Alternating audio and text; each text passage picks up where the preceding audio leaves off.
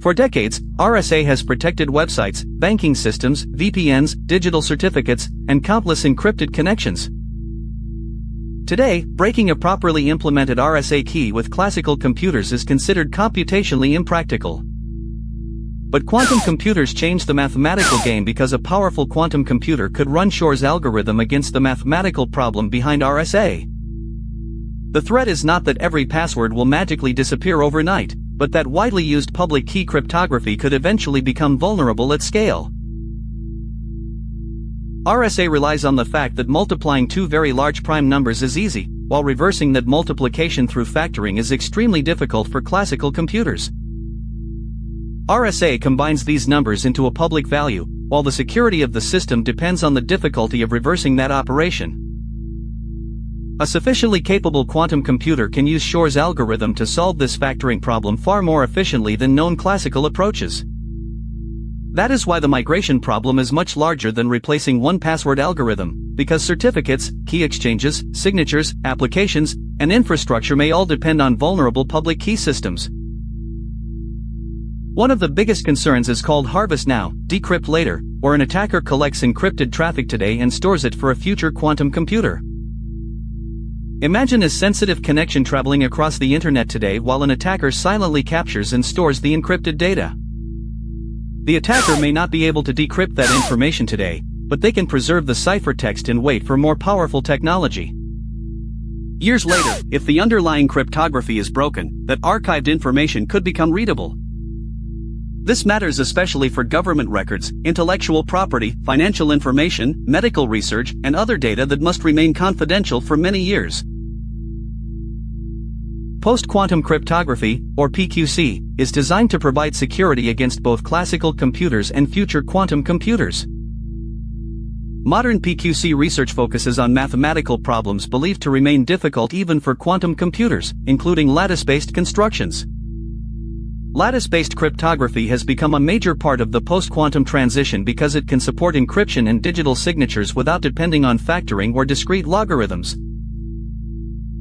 The practical challenge is migration. Organizations need to inventory where cryptography is used, identify vulnerable algorithms, prioritize long-lived data, and deploy quantum-resistant alternatives.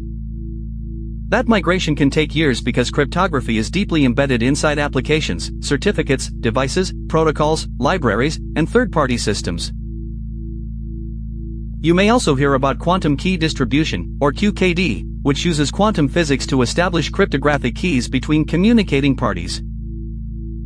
QKD can be valuable in specialized environments, but it requires dedicated quantum communication infrastructure and does not replace every cryptographic function. PQC is different because it is primarily a cryptographic software transition that can be integrated into existing digital systems and networks. Imagine an enterprise discovering that an important application still depends on classical public key cryptography. The first step is to discover exactly where RSA, elliptic curve cryptography, certificates, and key exchange algorithms are being used. Next, engineers can introduce quantum-resistant algorithms, test compatibility, rotate certificates and keys, and gradually move production traffic to the new cryptographic stack. One of the most important design principles is crypto agility, meaning systems should be able to replace cryptographic algorithms without rebuilding the entire application. Here is a simplified view of the problem. A client establishes a secure session, public key cryptography protects the handshake, and encrypted application data follows. The attacker does not need to break the encrypted data immediately if they can capture the handshake and preserve the resulting ciphertext. A future quantum computer could potentially target vulnerable public key operations and expose information that was collected years earlier. Organizations do not need to wait for a fully capable quantum computer before taking action. Start by creating a cryptographic inventory, identifying vulnerable algorithms, prioritizing long-lived sensitive information, testing post-quantum algorithms, and building crypto agility into new systems.